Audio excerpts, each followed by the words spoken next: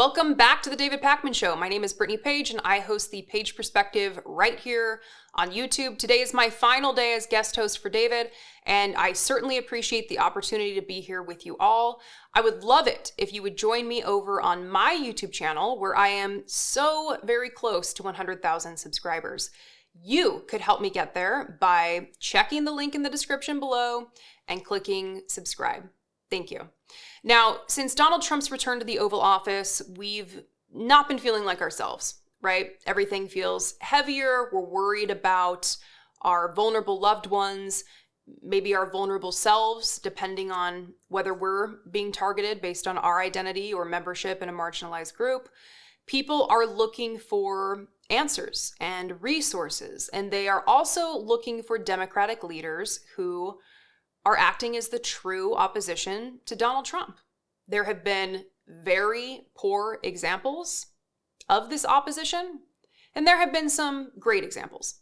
Yesterday, I talked about AOC, Jamie Raskin. I'd love to hear who else you've seen that you feel is a good representative of the opposition. But it looks like we can also count Elizabeth Warren on that team as well. She has sent a letter to Elon Musk offering her assistance in helping him save taxpayers $2 trillion over the next decade because, that's what he's all about, right? Elon is, of course, the man who doesn't know when to leave, who is just hanging around the Oval Office constantly, but he's also apparently supposed to be running the newly created Department of Government Efficiency. Elon Musk originally said he wanted to cut $2 trillion in spending, but recently apparently dropped that, saying if they could cut half of that, it would be, quote, epic. I wish I were joking, but that is a quote. Now Elizabeth Warren's letter is 21 pages long.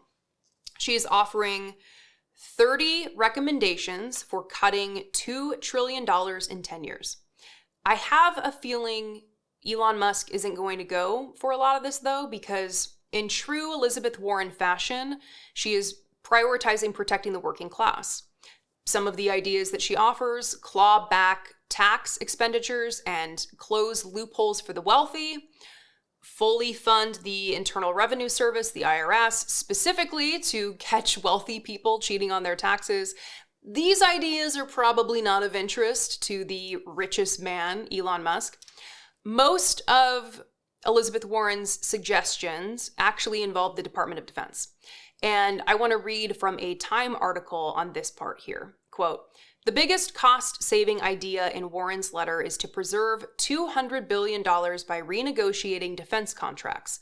She points to an Inspector General report from 2011 that found contractors regularly hike prices for the military.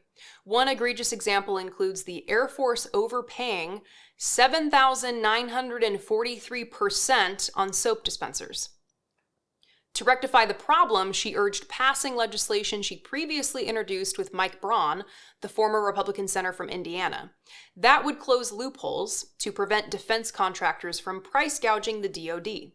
Quote, "There is a huge problem of the government being able to supervise these contractors carefully enough to be able to make sure we're getting our money's worth," said Don Kettle, an expert on government administration and former dean of the School of Public Policy at the University of Maryland. Kettle recently wrote an essay in the Washington Monthly arguing that the federal government needs more and better skilled civil servants to oversee contractors, and that Musk and Trump's plans to massively reduce the federal workforce will perversely lead to higher, not lower, government spending. The argument is that the market can do the government's work better and cheaper, Kettle says. The problem is that is not always the case, and contractors often get higher wages. So I think we know none of this interests Elon Musk, but it does make him look like an unserious person. There are answers here for how to reduce spending, laid out in meticulous fashion by Elizabeth Warren. He would take her up on the offer to work on this if he was serious, but he's not.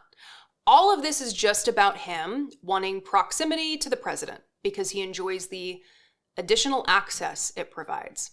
That and the ego boost. It is also, of course, about Musk overseeing the agencies that oversee his companies, that regulate his companies. and those companies' contracts with the government. But I do appreciate Elizabeth Warren for making noise and ensuring that we know just how unserious Elon Musk is.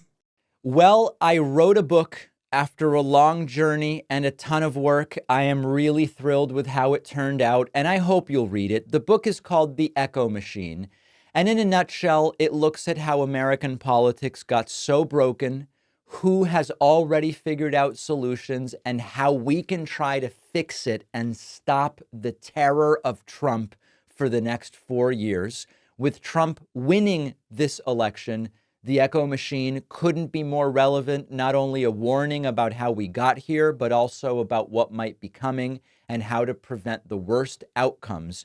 We've got to stay engaged. We need a plan, and that's what the book is about. There's a belief out there that unless you have corporate media behind you, you can't have a successful political book launch, that it's not possible. I think we can prove that wrong. Order The Echo Machine today at davidpakman.com/echo on Amazon, Barnes & Noble, Audible, Kindle, anywhere that books, ebooks, and audiobooks are sold. You can also call any local bookstore and say, please order me The Echo Machine by David Pakman. Wherever you get the book, you'll get the free pre-order perks, including the signed book plate. Head to davidpakman.com/free book stuff after ordering.